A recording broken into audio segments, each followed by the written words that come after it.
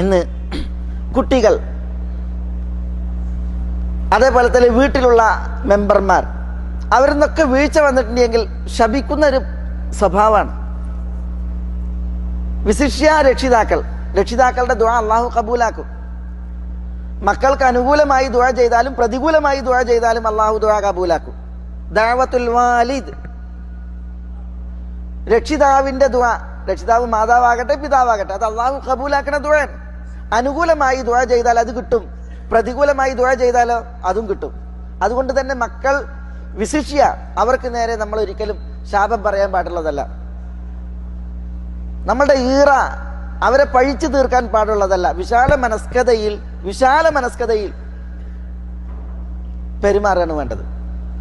എത്രയോ മഹത്തുക്കളെ ഈ ലോകം കണ്ടിട്ടുണ്ട്. ആ മഹത്തുക്കളെയൊക്കെ മഹത്തുക്കളാക്കിയത് മാതാപിതാക്കളുടെ ദുആയാണ്, അനുകൂല ദുആ, മാതാപിതാക്കളുടെ അനുകൂല ദുആയാണ്.